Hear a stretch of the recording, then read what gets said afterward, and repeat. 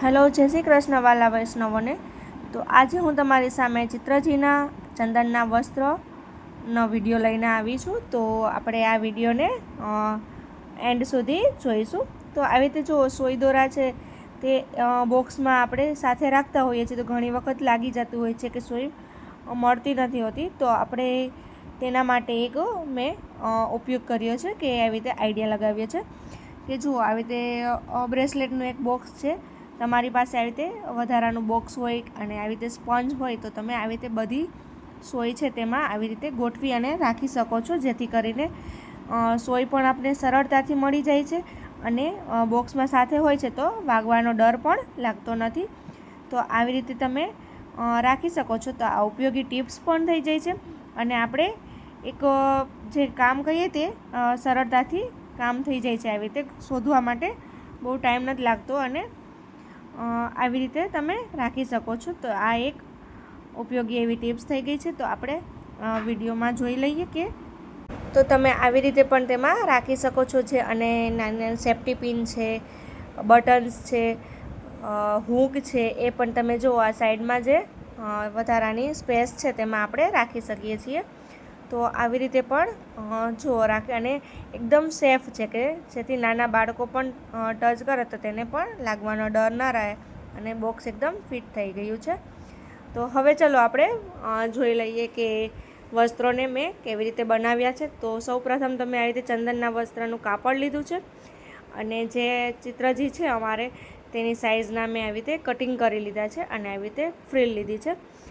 તો જુઓ, આવી રીતે શેપમાં કટ કરવાના છે અને તેને આવી રીતે એની જે ચારેય સાઈડ છે તેમાં આપણે ફ્રીલને લગાવી દેવાની છે. તો મેં આવી રીતે તેમાં ફ્રીલને બધી સાઈડથી લગાવી દીધી.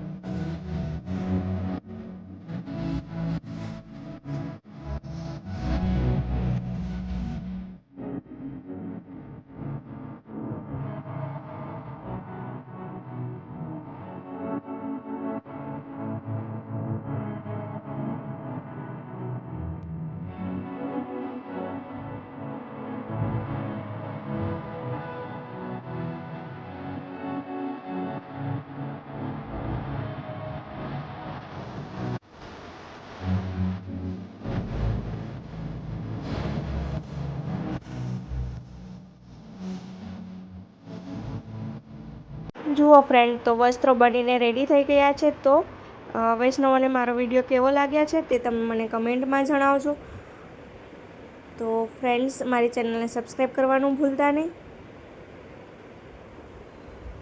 મળીએ નેક્સ્ટ વિડીયોમાં.